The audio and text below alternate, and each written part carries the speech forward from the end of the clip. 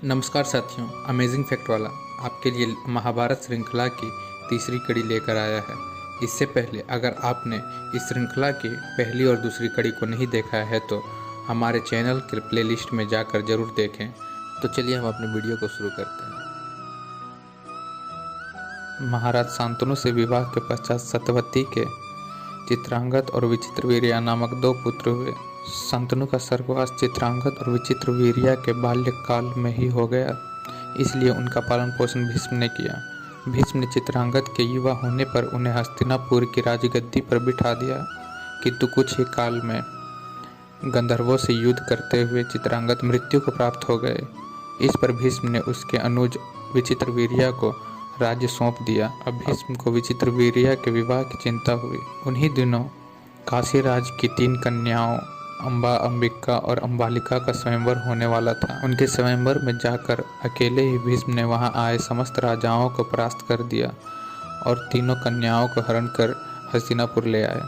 बड़ी कन्या अम्बा ने भीष्म को बताया कि वह तन मन राजा शाल्व को अर्पित कर चुकी है। उसकी यह बात सुनकर भीष्म ने उसे राजा शाल्व के पास भिजवा दिया और अंबिका तथा अम्बालिका का विवाह विचित्रवीर्या के साथ कर दिया।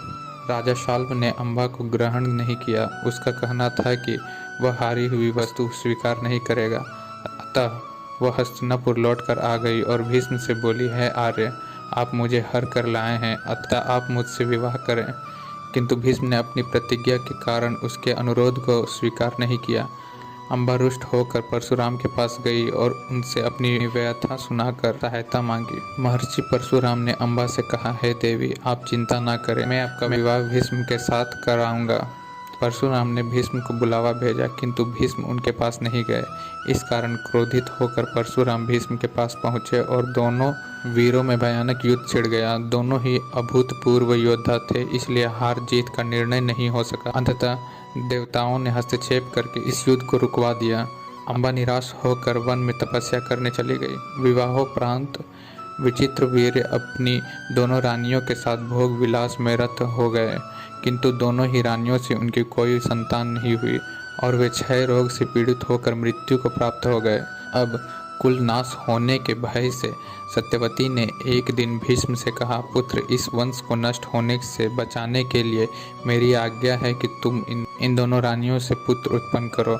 माता की बात सुनकर भीष्म ने कहा, माता, मैं अपनी प्रतिज्ञा किसी भी स्थिति में भंग नहीं कर सकता।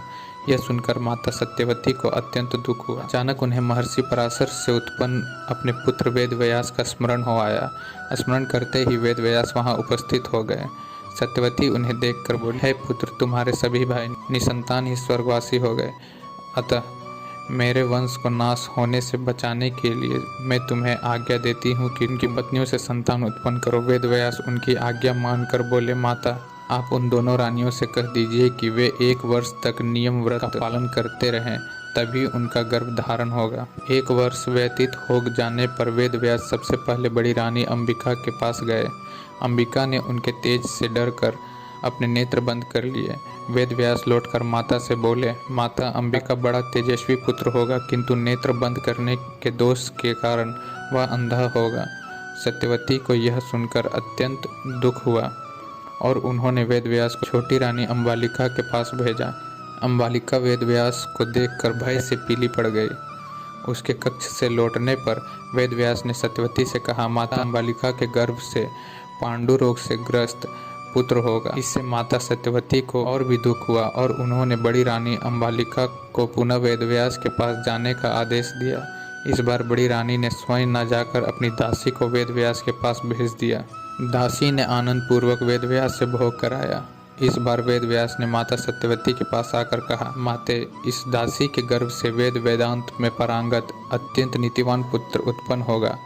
इतना कहकर वेदव्यास तपस्या करने चले गए। समय आने पर अंबिका के गर्भ से जन्म से अंधा धृतराष्ट्र, अम्बालिका के गर्भ से पांडु रोग से ग्रसित पांडु तथा दासी के गर्भ से धर्मात्मा विदुर का जन्म हुआ। धन्यवाद साथियों। ऐसे ही और वीडियोस को देखने के लिए हमारे चैनल को सब्सक्राइब करें और बेल आइकन दबाना